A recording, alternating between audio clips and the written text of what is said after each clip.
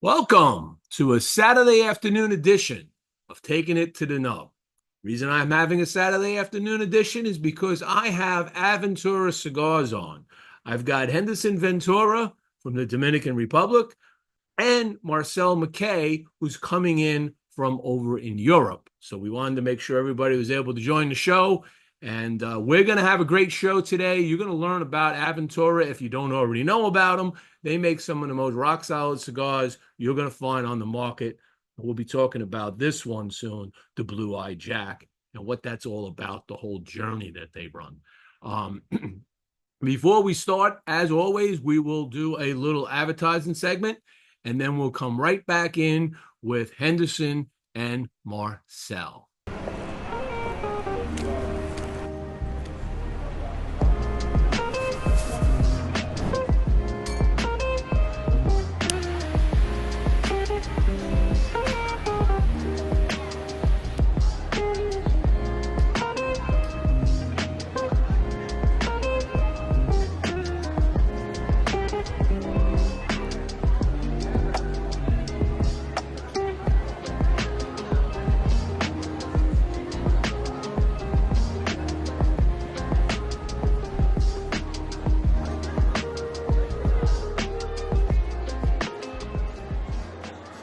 Brought to you by Casa Cuevas Cigars.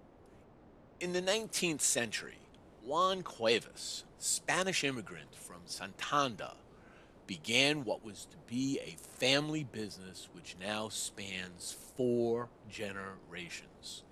Like others fortunate enough to live and work in Pinar del Rio province of Cuba, Juan commenced cultivating tobacco, turning it into a successful business. Years later, in the Ciabo Valley of the Dominican Republic, Luis Cuevas Sr., Juan Jr.'s son, carried on the family tradition of handcrafting fine cigars in the family's cigar factory, Tabacalera Las Lavas. Today, Luis Sr. is joined by his son Luis Jr. in the manufacturing and sale of premium long filler cigars. So check out Casa Cuevas Cigars at www.casacuevascigars.com and on their Instagram and Facebook channels. Catelli Cigars is back. The past few years brought many questions and changes to the cigar industry. In the wake of all uncertainty, Catelli Cigars decided to take a break and try their hand in the retail side of cigars. With 2 shops under their belt, first Riverside Cigar Bar and now the Catelli Cigar Lounge in Vero Beach, Florida, they are now more educated in the retail and the wholesale sides of the cigar business. During this time, they received many inquiries about their cigars returning to the market. Making the difficult decision to take a break from their brand was eased knowing that when the time was right, Catelli would be back, and now they are. Catelli is excited to bring their first release, the Catelli Box Air, back to market. The Box Air, a rich box-pressed San Andreas Mexican Maduro with a Nicaraguan binder and filler, come in Box Air's 3 original sizes, Robusto, Toro, and Gordo. You can check out Catelli Cigars at catellicigars.com. And also check out their Facebook and Instagram pages. All right, let's bring in Marcel and Henderson.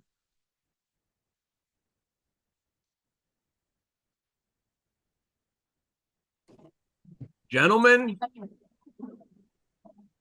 welcome to Taking It to the Nub. I'm glad you could join us, especially Marcel from over in Europe. So that's right. Again, thank you, Jimmie. Where in Europe are you calling in from? Zurich. Let's get started very simply on how did a Dominican master blender get connected with a European sommelier and marketer to start this company called ADVentura? And you did it during a time when the FDA in the U.S. was beginning to crack down on all of us. Absolutely. So I'm a store owner here in Switzerland. So I've been a cigar retailer now for 10 years, and yeah, I wanted to basically have my house plant. So I went down to the Dominican Republic, and because Dominican Republic was already well known for producing great cigars, and I checked out a couple factories, and I got stuck with Tabacalera William Ventura and Henderson Ventura because my mom was a winemaker, and the way she produced wine was very impressive to me. So and Henderson had kind of like a similar philosophy of blending cigars, because blending a wine and blending cigars are very similar to each other. So, and I was just amazed by his philosophy of blending cigars. I was amazed by his great company, of his dad's company, how well organized it was, how they treated the employees and everything. And he handed over a blend, and I was like, well, that's perfect. So, and it's perfect for my house blend. And I was mostly selling Cuban cigars in my store, and so I wanted to create a presentation which stands out against those squared, like classical Cuban boxes. So I came up with the idea to tell the story of tobacco, like in a very piratey, Christopher Columbus-y version, where people from the old world going to the new world, um, finding the good stuff and bringing it back to the old world, namely the tobacco. And my first cigar was called ADVentura, the Explorer, and I made it within that treasure chest to stand out in a walk-in humidor. And I sold it at my store, and then in my lounge. And then a Swiss distributor got to know it, and he's like, "Look, I tasted the cigar, and I saw the presentation. It's just amazing. Don't you want to make that brand bigger?" And I was like, "Well, I have a store, I have a lounge, I have guests here to take care of. I can't like drive around and knock on everybody's door and ask for picking up my brand, right?" And he's like, "Well, but I have sales staff. Don't you want to collaborate?" And I was, "Okay, let's try it." And we got into a couple stores pretty quickly here in Switzerland. And I was like, "Okay, that sounds like a good thing I have going here." And then Germany was knocking at my door and asked for introducing that brand into the German market, and I was like, all right. And at that time, I had ADVentura the Navigator, our second line in my mind, and then Henderson asked me for being his partner, because, and I was like, well, having your producer as your actual partner, it's the perfect match. So we found that the company ADV McKay Cigars Company, and then from there it took off, and now we are in about 17 countries, even down to Abu Dhabi, Dubai, you name it, and then or South Africa or the Ivory Coast. And what started with an order of 5,000 cigars is now close to 500,000. Factory with 20 employees in the plantation, and we supply about 17 countries worldwide. Not So not bad for it's not bad, actually. For not being an intention, it's really not bad, really. and Henderson, your background, if I understand correctly, goes back to Artista, okay? And we've probably run into each other there. Um, that was a great launching pad for you, and I'm sure they're happy for what your success is. So how do you feel about how things have been growing? Um, I mean, I feel great. It's been like pretty much living the dream, because this is something that I wanted to do my whole life. I've been in the business for 20 years so far in my early age, and so I spent pretty much my whole life working in the cigar industry, but more behind scenes on the manufacturing side.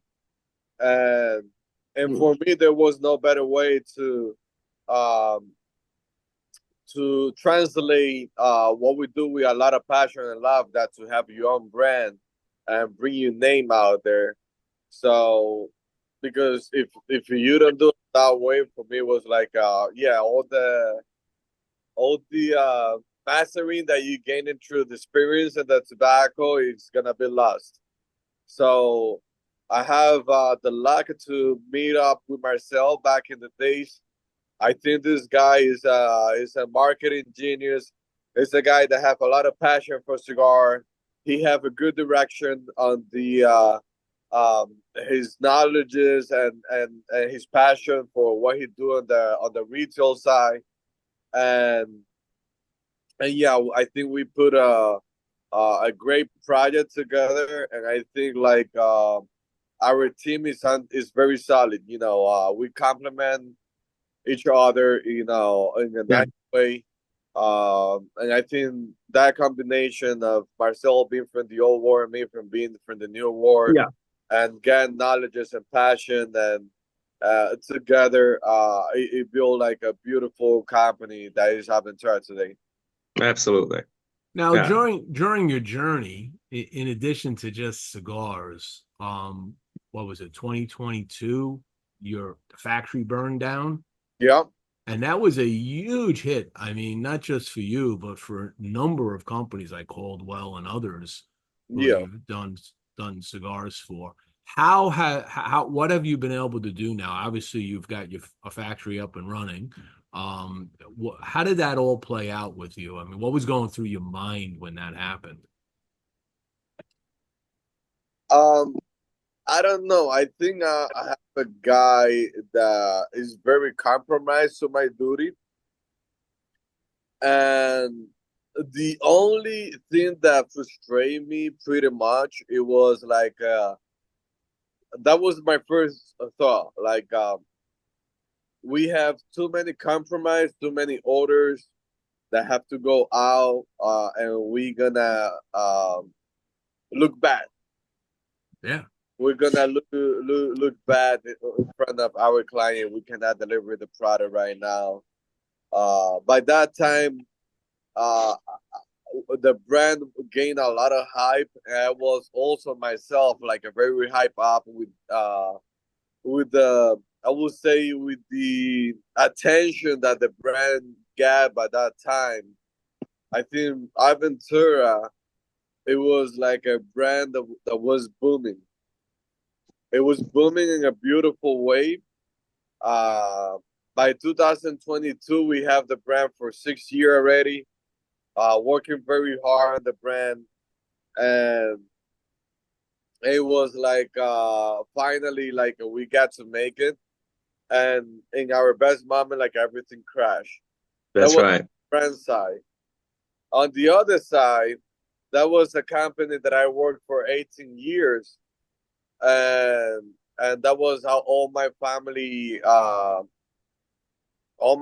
money there. You know, we lost pretty much everything that we couldn't make. You know, all the family money was invested in that company and all our time also. So that was like a completely loss. But that also changed something inside me as a person of living the today because you never know what's gonna happen tomorrow. So it gives me a lot of strength also to make decision for the for my own benefit. I will say, you know, like have the courage to make decision because we're here today, but we don't know what's gonna happen tomorrow. That's right. And what was in your mind, Marcel, when you heard the Well, news? You were probably over in I Switzerland, was and you. over in Switzerland, yeah. So Henderson sent me a video, and I do remember that moment very well. So he sent me a video, and first I thought it's a house burning. So he wants he I thought I'm pretty sure he wants to make a joke or something, you know. And Mm. I was looking closer, and I was like, well, it's I think it looks like the neighbor's factory which is burning. And then my wife, Nicole, she said, no, no, no, it's our factory burning. I was like, no, that can't be. That can't be. And I was like, well, I really didn't know what I thought in that very moment because it was so shocking to me. And first thought, of course, is there any like person involved, and or did any person die? So that was not the case, luckily. And yeah, but my second thought, because Henderson is a very forward-thinking guy, and me as well. So I never thought for a second that this is going to be the end of ADVentura Cigars.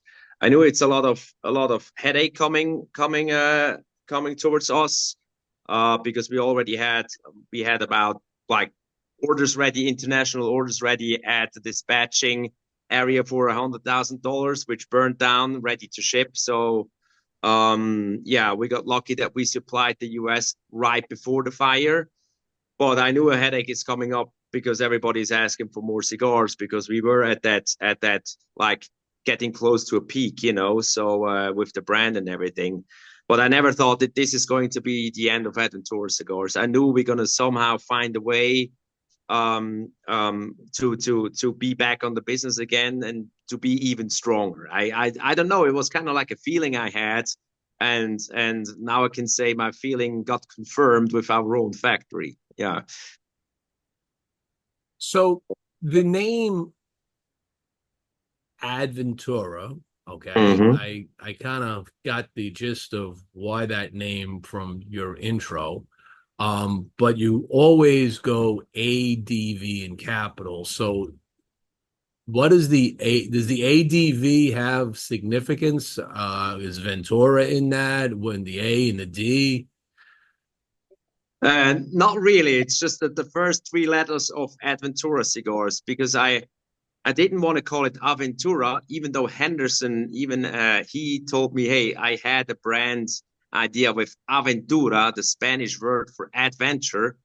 And I kind of wanted to mix those two, like the English version and the Spanish version. So I called it ADVentura, and also wanted to honor the producer. So I wanted to have the name Ventura in. And it perfectly matched my story or the theme with 1492, Christopher Columbus, the pirates theme. So and it's just like ADV. I think a lot of customers saying ADV because it's just simpler than saying ADVentura. So No, when it's on all I your just bands too. It says exactly all in our band ADV on the band, right? exactly. But it's basically just the first three letters of ADVentura. That's it. Okay. Nothing more behind it. Yeah, well, the Ventura's in there, like you said. So that's Exactly. The Ventura is in there. That's right. very good, very good. Um, So you have a number of lines you've created. The most recent one in this journey. So let's talk about this journey that you put out cigars on.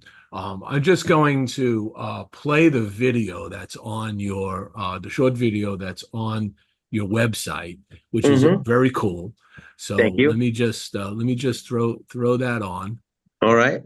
and then we could talk about it. All right.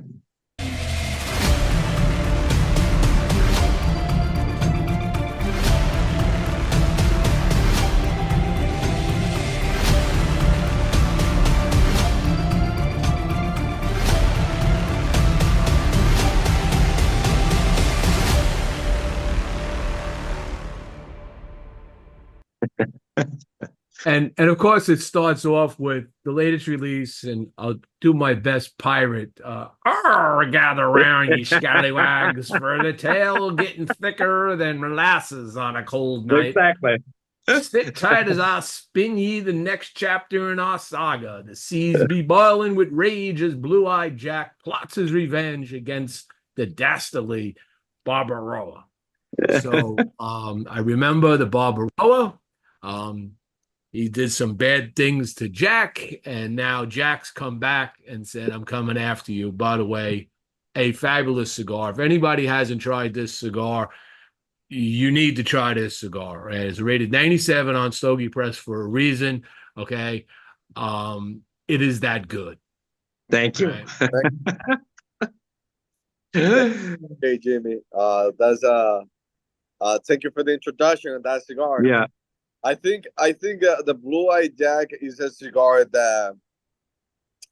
that's how I call air fresh. Just like it looks like from the look of the label, the dark, the I would say marine blue, kind of the ocean blue with the name with the baby blue. You know, it create like a fresh look with the little details on gold. I think that, the Blue Eye Jack is part of the new era from ADVentura blending style and also design, because on the first chapter of ADVentura, just for your audience, if they not very familiar with ADVentura, everything started from the old war meeting the new war. So the first chapter, the explorer, navigator, then conquer, the road return. That's represent the first chapter, and that tells the story of how everything started of the that relationship with the old war to the new war. And then the second chapter is more about those characters and the on the ocean, the pirates. So we have Barbarossa invasion, Blue Eye Jack that represent the new era for ADVentura. The blending on deep and this Blue Eye Jack is something even completely different to everything else that we have done in our portfolio. It's fresh.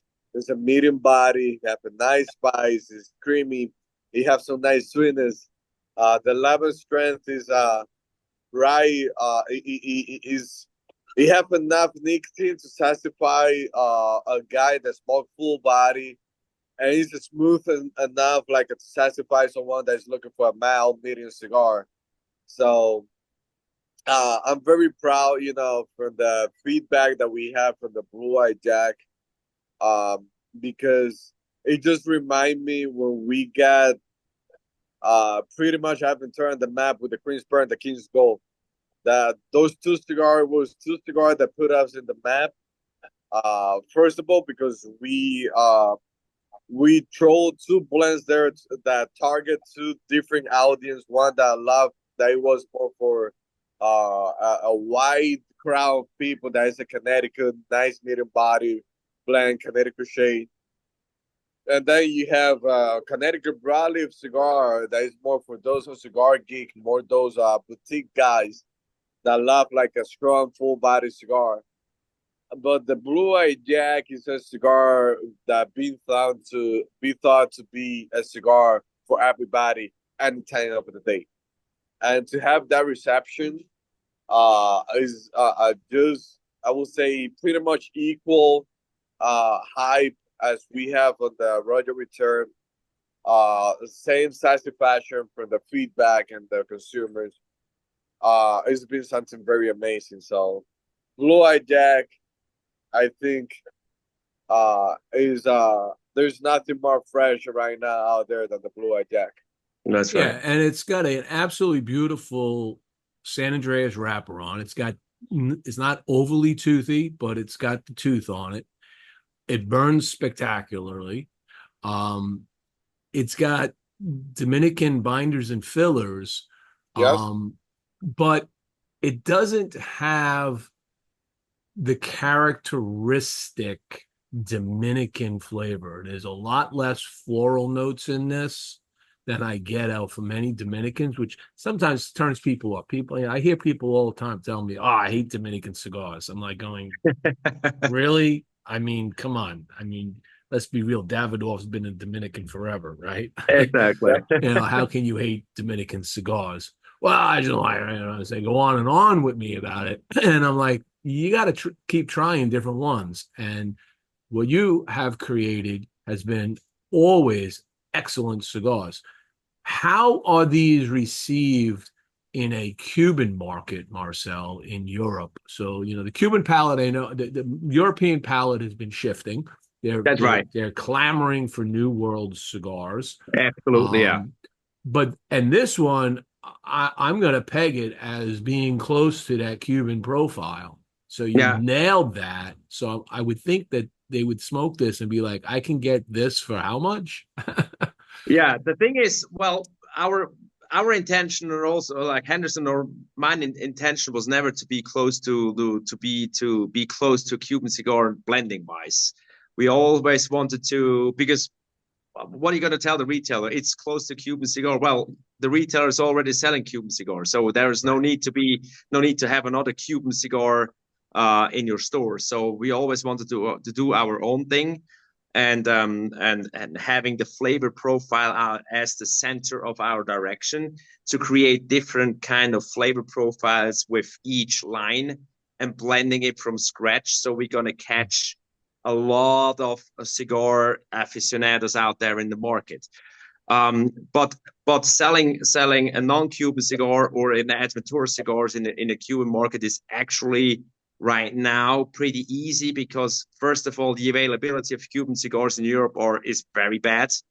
Yeah. Second, the quality, even though you may get some good, I mean, a good Cuban cigar is a good Cuban cigar. There is no question about that.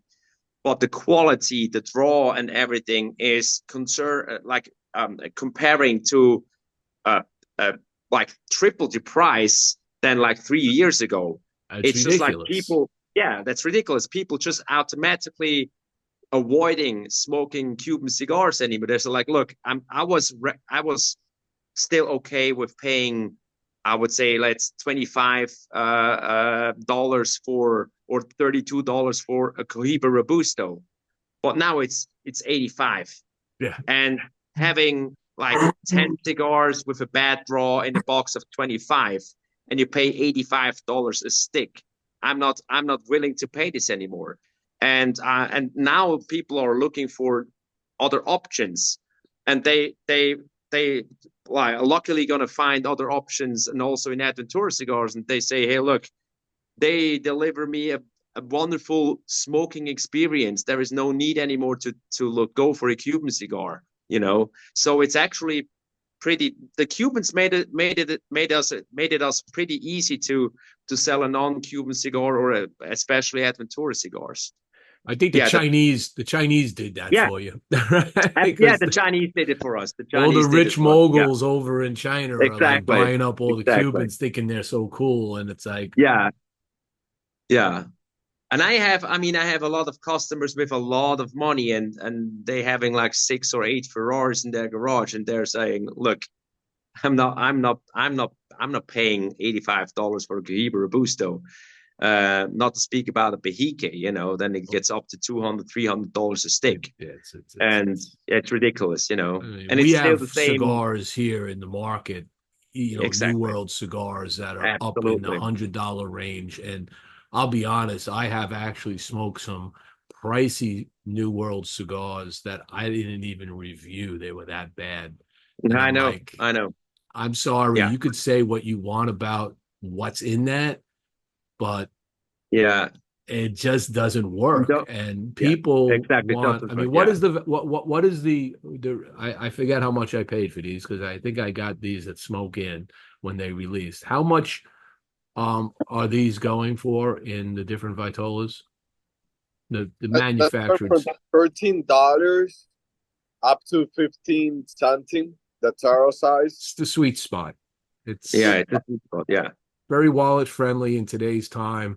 What is the age of the tobacco that's in this cigar? So what's the age of the tobaccos in this cigar?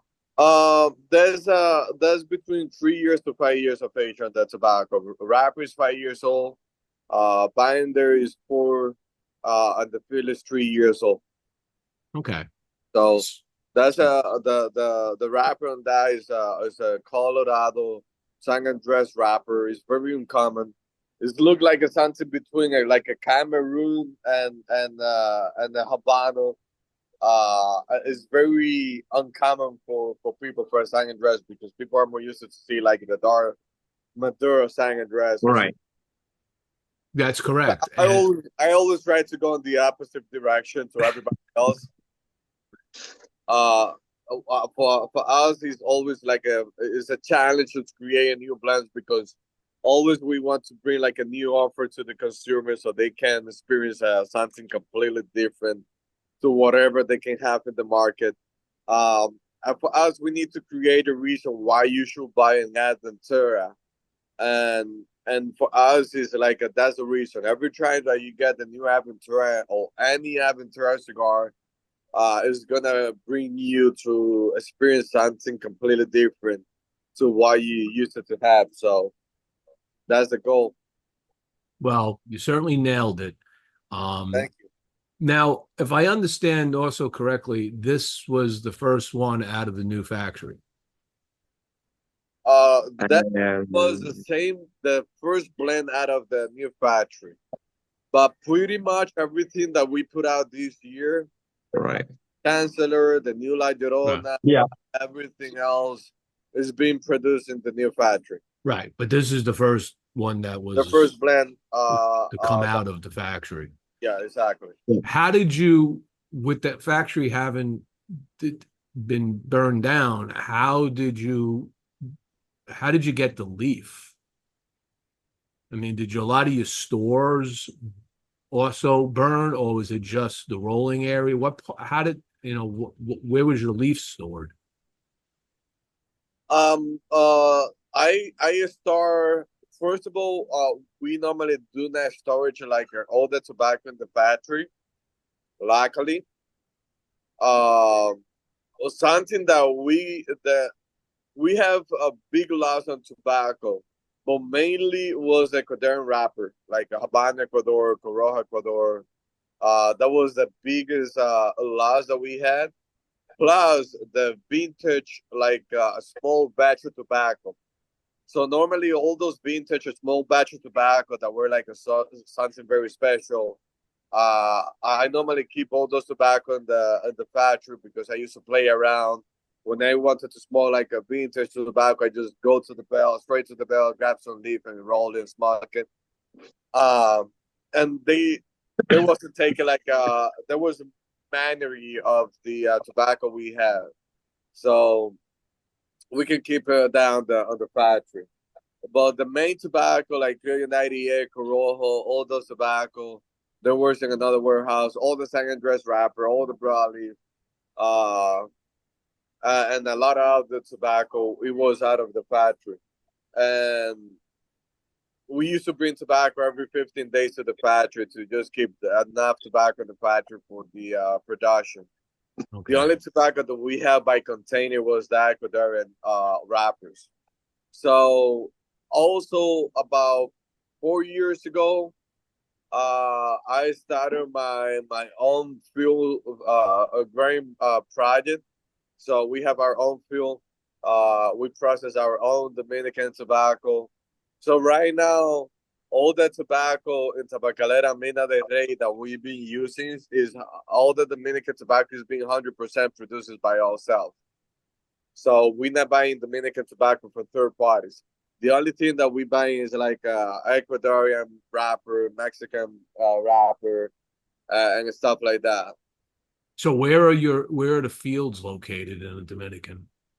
Was part of Santiago. So Villa Gonzalez, Navarrete, all around the area. Okay. All right. So that's how many hectares do you have? We have about 300 tareas right now that we burn. Nice size field. Yeah. So we grow 3 different variety of tobacco, and that's it. And then we play around with some small. Yeah, exactly. There you go. Right. Exactly. I'm going to take another short commercial break. And then when we come back, maybe we can dig into some of what's new and coming possibly from Ventura. Sounds good. All right. So Yep. with that, let us just roll.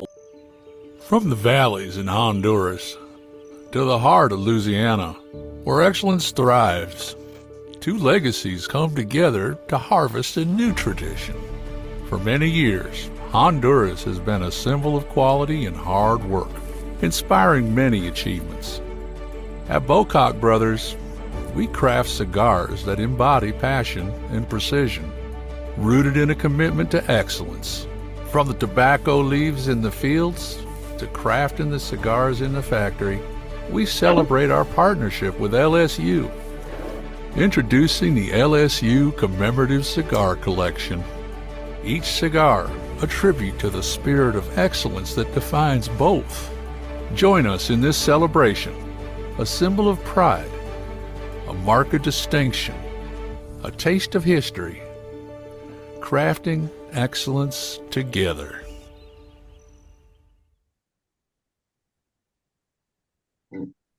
And today's show is brought to you by Platinum Nova Cigars. Platinum Nova is a family-owned and operated premium cigar company Only the highest vintage tobacco and the most skilled hand workmanship go into the making of each Platinum Nova cigar. This results in a timeless blend of art and craftsmanship. The Nova brand and the family's work are a tribute and an honor to their grandfather to always remember him and his infinite passion for the finest cigars. Their love for cigars started with their grandfather, a dedicated master blender and entrepreneur in the cigar industry. So the next time you're looking for that exquisite cigar experience, pick up a Platinum Nova. You could check them out at Platinum Nova Cigars, www.novacigar.com, and on their Facebook, Instagram, and Twitter channels. And today's show is brought to you by All Saints Cigars, a company founded in 2019 and headed up by industry veteran Mickey Pegg and his two friends, Martin Corboy, a successful restaurateur, and Frank Leo, an Air Force Academy graduate military veteran. As Mickey explains it, they were all sitting down talking and smoking cigars, and finally they decided that they would do this thing together. It was time. Mickey said, I decided if I'm going to work hard at it, it should be something I love. Besides, a tough day with a cigar is better than a great day doing anything else. Soon after, they began the process of launching All Saints Cigars, jokingly referring to themselves as the Holy Trinity, St. Michael, St. Martin, and St. Francis. They chose for their logo the cross of St. James, the patron saint of Nicaragua, the country where their cigars would be produced. You can check out All Saints Cigars at www.allsaintscigars.com. All right. All right. Thank my sponsors for out them. The show's always a little bit harder to do.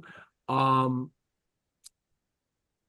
looking at the Canes game in the process. I was having a heart attack earlier today because they were giving up some points, but they look like they've come back. So I'm happy again. My undefeated football team. So, so what's new now in this journey? So you're going to be a PCA in New Orleans. New Orleans is the home of Pirates. That's right. Right. So am I expecting to see something big splashy from y'all in New Orleans? Is it going we have a pirate there or something? Well, what's going you want to tip a hat here, or you got a new blend coming out to beat up on the Blue Eye Jack? I mean, I don't want to say too much about it, but there is definitely something cooking. There's definitely something cooking. Besides that, we definitely also want to do a sampler pack because I think it's time to introduce a sampler pack to the market, so people who haven't tried ADVentura cigars before can easily try a lot of the blends or our best selling blends in a sampler pack. That's definitely cooking, and also we may gonna add some sizes to some lines. That's something I can say. But besides that, there is something cooking as well. But I don't wanna talk too much about it right now. Got to be excited though, going to New Orleans with the brand. Good stuff that we dropped this year. We have the limited edition. I don't know if you ever had this on the Chancellor. Nope, I've not had the Chancellor yet. Oh yeah. That's one of the greatest cigars that we ever made so far. That's great. Great. Okay, so it's gonna beat this. Because sometimes it's hard to top. It's a thing of taste, but something that I can tell you, on that cigar, we put way more work than the Blue Eye Jack. Okay. It's a limited edition cigar. That tobacco go from 5 years to 8 years of age, and also, that was a project that was about to be released before the fire, and all the cigar got burned down.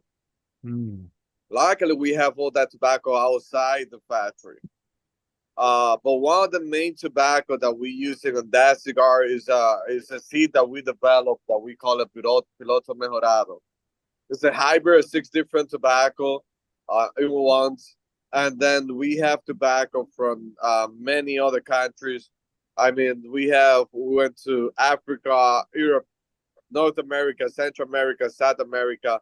That's the combination of the tobacco that we're using in that blend. I call that blend Intercontinental. And I will say is the most unique blend that Yeah. we have in our portfolio, and the most sophisticated. Flavor profile is completely unique. Nicotine wise, I would say it was a cigar that is higher in nicotine than everything else that we have in the portfolio. But at the same time, it's smooth and very complex. So that's something that people should hunt for, because when this cigar is gone, is gone. Done. Yeah. Yeah. We did La Llorona beginning of the year. That is a limited edition that we do for elite account.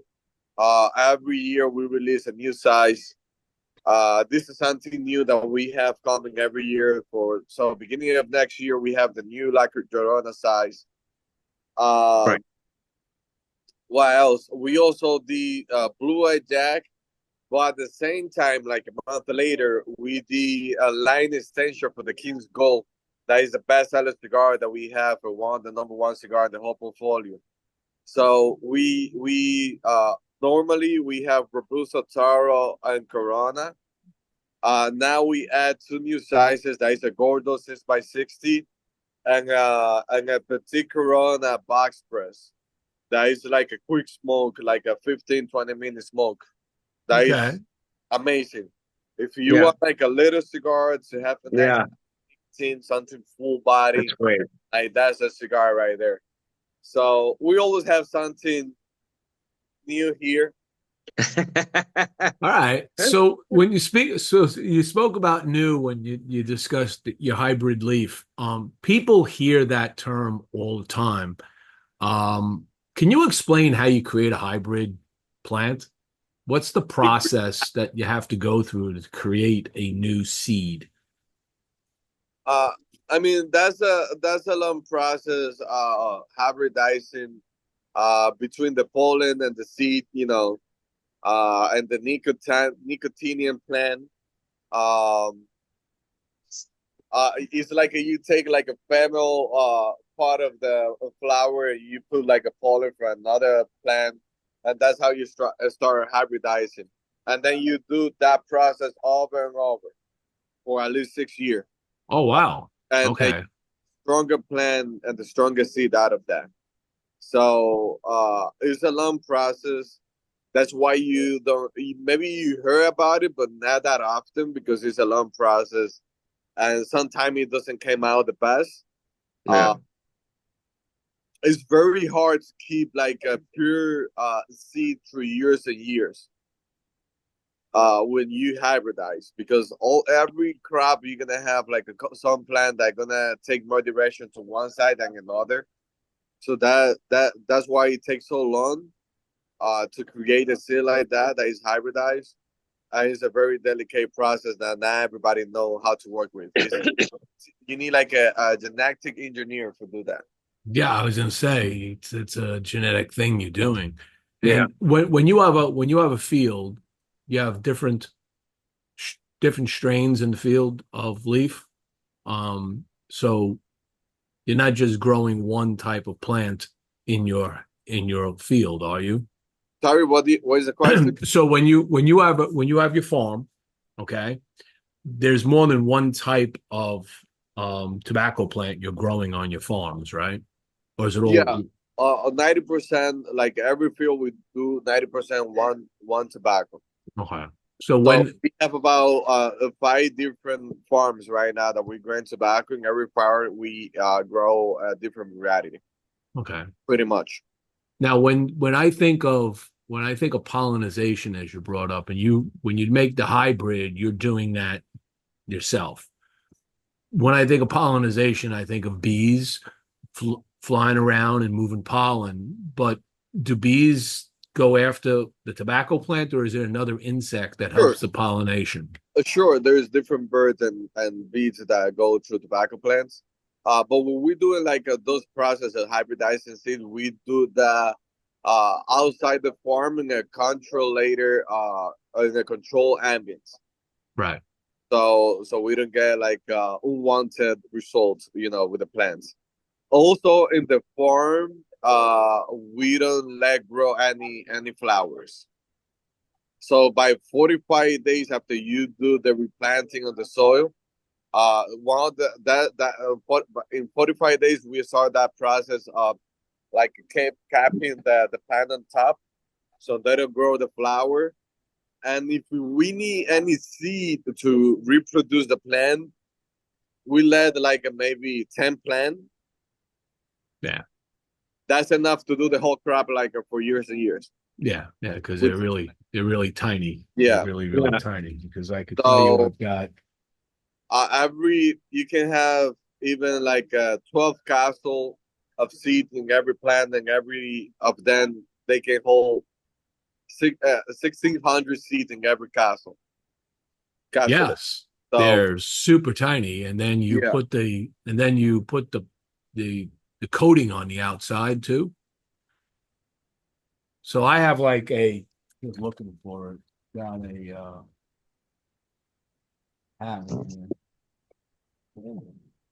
I had a little jar. I had a little jar of seeds that somebody gave me, and they're they're white coated and they're bigger than the seed itself. nah, that's a process that is done by machine and engineers. Uh, that is called a paletizada in Spanish. So they pick like the bigger seed, they go into a process in a machine that like kind of like a vibrate, and you just get on top like the bigger seed and the stronger, and then the smaller one, the weakness, you get it out. So what they do, they cover that, and you can have like a stronger plant with those and more pure seeds, between one another. But I see. that's a whole different process. Now, Aventura, in your factory itself, you are making more than just your cigars, right? You make for others too? No, No. no. Only thing what we doing right now, we created uh uh exclusive cigar for shops with under the name of ADVentura. That's what we're doing, and then I did just like a two small projects, very limited to a friend of mine, because this guy is being one of my mentor of the cigar industry, and that was like a gift for me for himself after being separating my production from the family factory, and that was like yeah, I'm here for you still, but we're doing our own stuff, but none of those projects are out yet. Okay. All Yeah, right. That's good to know. So that is something that may be coming to market. yeah. There's something that is coming in the market somewhere this year. Okay. Does it have anything to do with Caldwell? Probably. Is it a bird? I've got some inside information about Caldwell stuff that they got coming out. So I Oh was yeah, yeah. yeah. Nice. So I was just curious if that's coming from you or from It somebody is else. like a connector guy. Very good. Um, let's shift gears a little and learn a little more about Marcel and Henderson. So Marcel, before you got into the cigar world, you were a sommelier and marketers. Talk a little bit about your background and what you were doing before you got connected up and now are making amazing cigars. Well, thank you so much. Well, I was always working for sales departments or marketing departments for several industries. I was working in the graphic industry. I was working at the automotive industry, but it was always marketing, which fascinated me. So that got me to like study or get the bachelor in sales and then the master in marketing. So I was always in these kind of departments working, as I said, for several industries. And my whole family, my uncle, my dad, they were always smoking cigars. So I was always around cigar smoking people. And then 10 years ago, I decided I left my company um, and the company I was working for as a marketer and started my retail shop. And yeah, this is how it started. Okay. And Yeah. Henderson, you come from a family of cigar makers. Um, when did you smoke your first cigar? I have a Oh. very early age, man. That's on that age that they don't give you a cigar, you steal a cigar. That was my age for cigar. And you I, got I, I hooked. was illegal still. Yeah. And I'm sure your family's very proud of you and what you've done in growing this business. Uh, yeah. My family is very proud. Uh, Especially my dad. I think we have a lot of things in common, and I think I started to work full time with my dad when I was like 17 years. I've been visiting the factory since I was 12. So I think for him, like to have that pain in the ass of carrying this kid to get things done in the factory and to be a man and get and be responsible, and for him to see what we be able to get done now, I think he's very proud. He's seen me like, yeah, I did a great job raising this kid.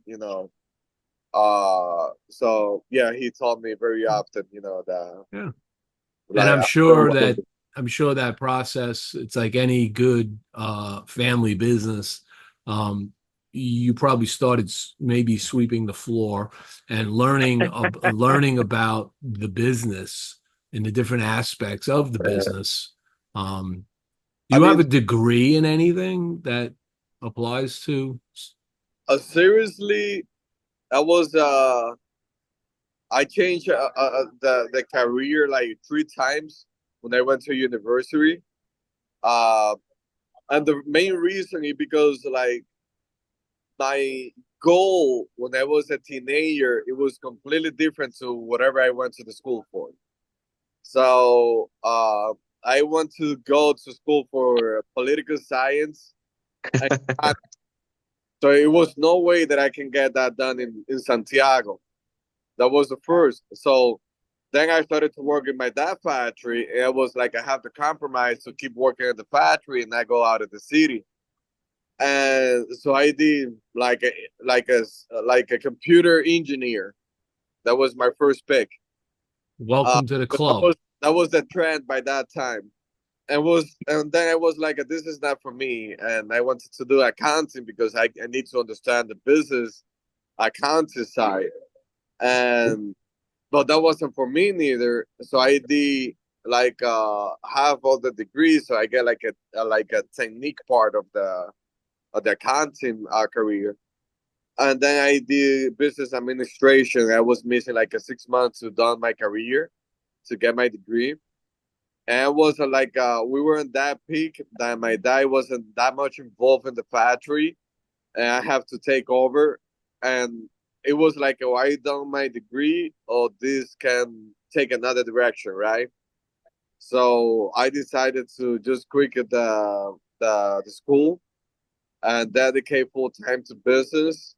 And that's when I think everything changed in our company when I took over the business there. There you go. Yep. But Well, still think sometimes that I need to get my degrees on something. I just miss like to have the responsibility. I'm a learning guy. I love to learn new things. yeah, me too. So I feel like I want to keep learning things. Like I feel bad sometimes when I feel that past a year I didn't learn like anything new. I just like close my brain to just keep working and working. Right. I read my books here and there, mostly when I'm traveling, when I'm in a plane, when I get to a hotel by myself. I get to read like some book, and I try to read the book like in 4 days and stuff like that. Uh, to keep my habit and learn new stuff. But Pretty much that's it. I didn't learn. I didn't read any Spanish book like in the last 3 years neither. No, keep reading some English, and it keeps getting better. You know? Yeah, I try to do two things at the same time. Learn you and keep practicing my English. There you go. I know I just recently retired as an engineer, and for 40 years of my life, I Wow. solved like ginormous problems. All right. Right. Work with, multi-billion dollar companies, and the day I retired, it was a very weird thing I because can't imagine. you're always learning, because I would go into these companies, working with these engineers, learning about their Right. processes, helping them Right. perfect their processes. Right. And all of a sudden the switch turned off, and I woke up the next morning, I'm like going, What so am I my gonna do? so my wife Yeah. laughs because I get on like Zooms with these international cigar Zoom channels, and we have these great Yeah. conversations, and late in the evening I get on calls. So I kind of supplanted my business stuff where I would be on calls internationally and domestically. Right. So I went from solving those problems to just being on calls. So I feel like nothing's changed in my head, other than I'm not That's necessarily good. learning. That's good. I did just take Yeah. Right. I took a Harvard class recently in AI, because I just wanted to learn a little Oh, okay. deeper AI stuff. Right. And it just scared the daylights out of me. It's I like, can't imagine. AI Yeah. is Yeah. to be the future now. Everything is about it.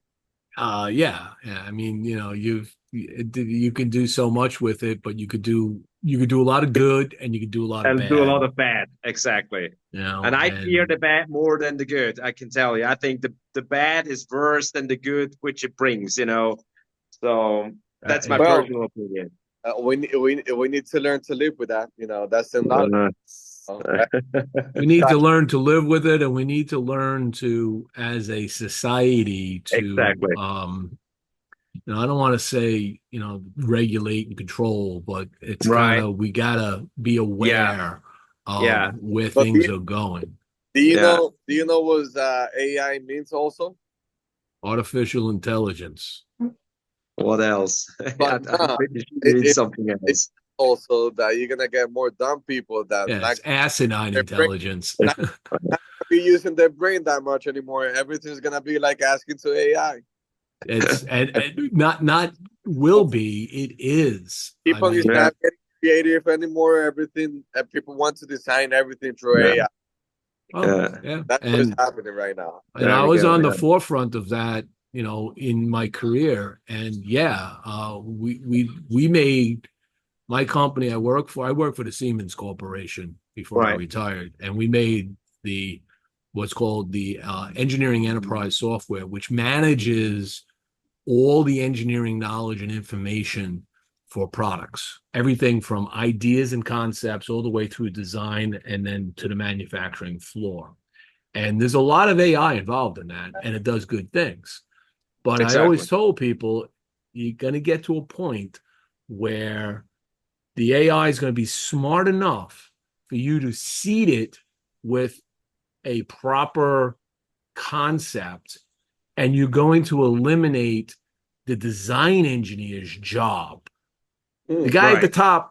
top engineer says, I want to do this cool thing, and then just start triggering the AI to solve the problem much faster.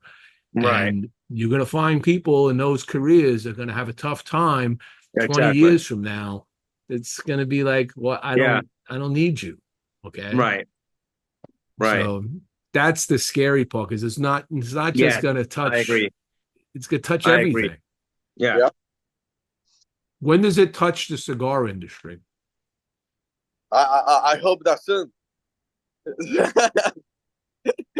Well, I think that the cigar, I mean, if I compare the cigar industry with the industries I've worked for, it's the good thing about the cigar industry.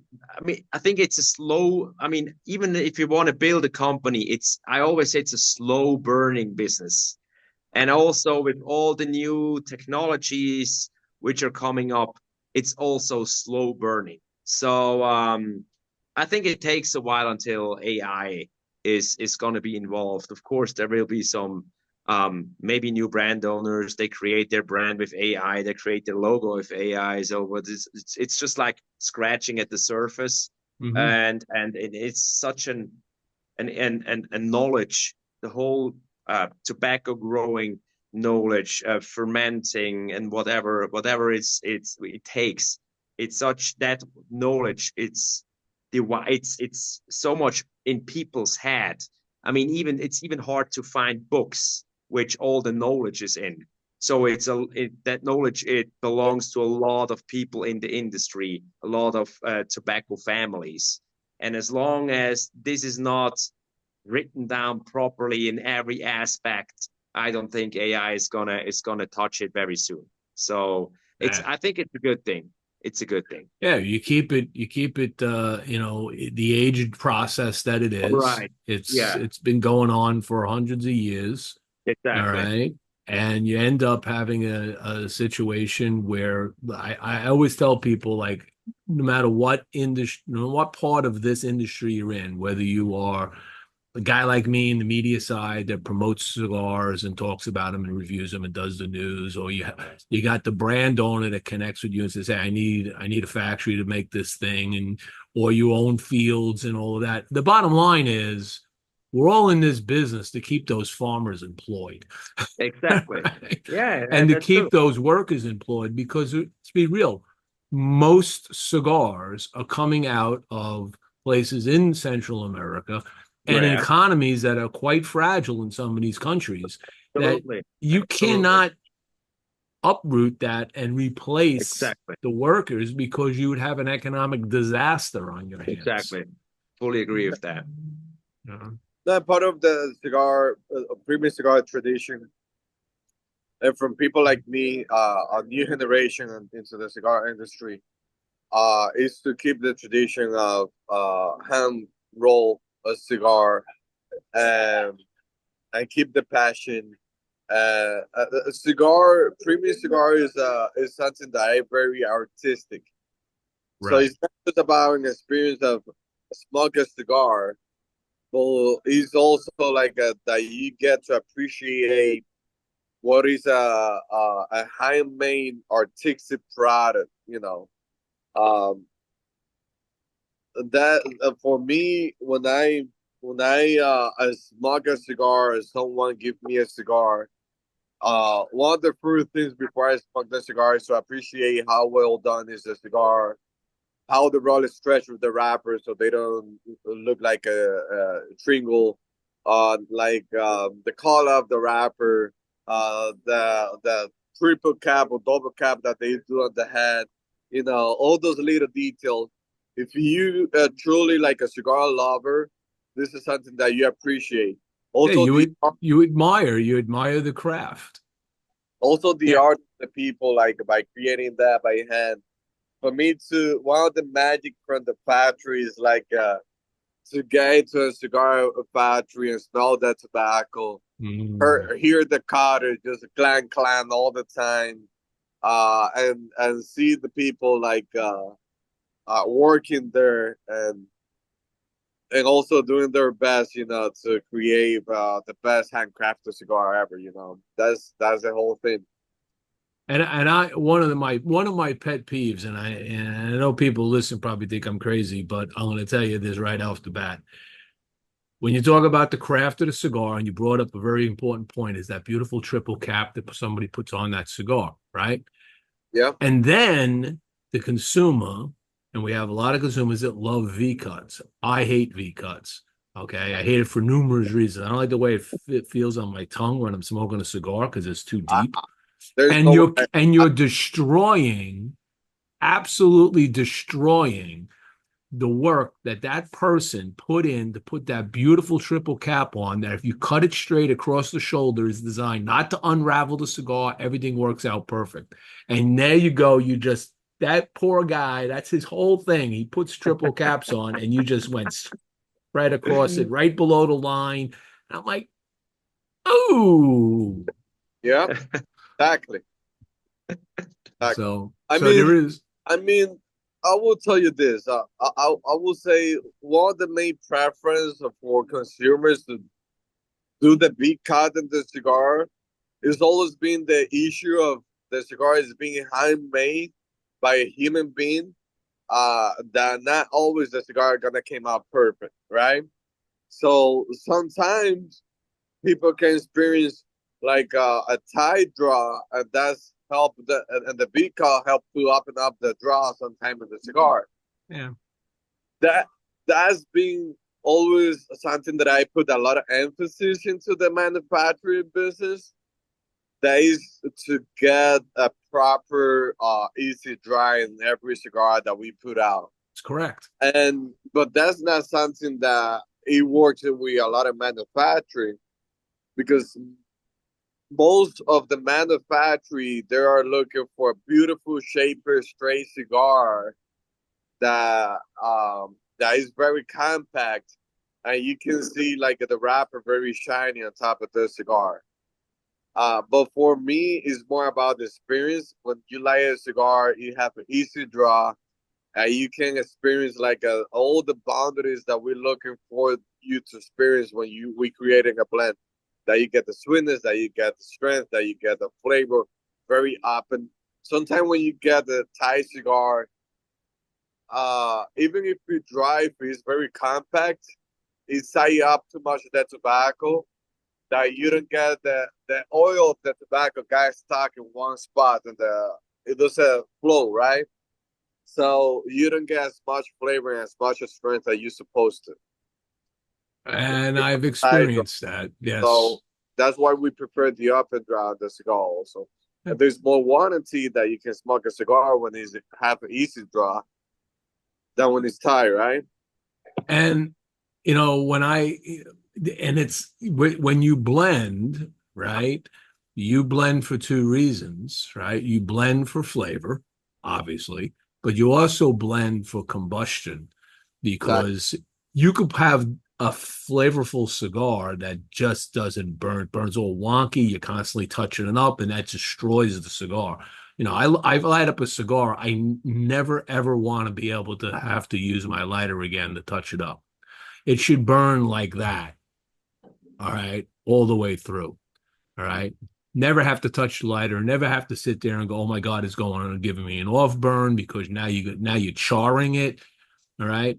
I don't like seeing pictures and videos of people lighting cigars with ginormous, gun torch lighters, and they're just and they got like char going down the edge of the cigar, and I'm like going, you kind of just destroyed what a guy like Henderson spent a year perfecting, and now you're not going to get the flavors, and you're going to say you don't like the cigar. It's like, well, you didn't light it right. You didn't go through the ritual of taking the time. Don't rush yourself and enjoy it. Exactly. So, exactly. I'm gonna have one more question I wanted to ask to Marcel. So when you think about what Henderson does with blending and making and what we just talked about, how does that compare in your mind to wine? Well, it's exactly the same thing, with the exception that blending a cigar, or if you start on the fields, it's much harder to deal with a tobacco plant. Well, you have to, I mean, of course, you're depending on the weather you have with wine, with the grapes. But then essentially you just have to treat it a little bit and let it grow and hope for a very good weather until September, until you can like harvest the grapes. And then you actually can produce the wine, right? While with the tobacco plant, you have to go into a drying process. You have to go into a fermentation process. You have to go with the leaf to an aging process. That's all stuff you don't have with grapes. And then coming to the blending style, it's much more. I would say it's always fascinating for me. For instance, in France, Burgundy, the region of Burgundy, they have for their red wine and their whites, they only use one grape. So it's Pinot Noir for red, and it's a Chardonnay for white. And the difference, which the difference in flavor profiles they can achieve with just one single grape, It's phenomenal. And this is exactly what I find so very interesting with the work what Henderson does. If you take a Criollo 98, he can present that Criollo 98, that seed or that tobacco in a flavor profile which I've never experienced before, and to create these little. He's also, what I really love on him is like playing with less tobacco than with a lot tobacco. You know, instead of using 7 different varieties, we are using 2 or 3 to create a super complex cigar. And this is what I find so fascinating. And this is what I also find so fascinating in wine, to like minimize the ingredients but nevertheless enhance or increase the complexity. I think that's some sort of a key for blending, for me personally. Okay. All right. Well, that's our show for today. I love the fact that you were able to tune in, Marcel. I know it's a little late over there. That's all right. Thank you so much for having us, Jimmie. Excellent. I'm going to give you all the last word. Yeah, I would say, as we always say, ADVentura Cigars, we are here to stay. And there's a lot more cooking and there's a lot more coming from our side. So stay tuned. Check out our Facebook page, our Instagram page. And also, of course, thank you so much to Jimmie and Stogie Press for having us and the great review on the Blue Eyed Jack's Revenge. Welcome. Thank you, Jimmie. Really appreciate to be in the show. Thank you for the opportunity to share some story with your audience. So looking forward to meet up in another time, man. Absolutely. And I'll see you. Hopefully I'll see you at PCA and we'll confirm. Oh yeah, 100%. And again, I want to thank the viewers and the sponsors for all joining in and helping out with this show all the time. It's always easier when it goes smoothly. Today was a smooth day. And Miami Canes won, so yay. Okay, yeah. I'm all good. And with that, this show will be pushed out onto the YouTube channel, on Stogie Press YouTube channel next weekend. So I'll send you all the link to it so you can use it as you need to. And with that, thank you very much for joining. Perfect. Thank you, guys. Much. Have a nice one. Bye-bye. Okay. Thank you. Bye-bye. And we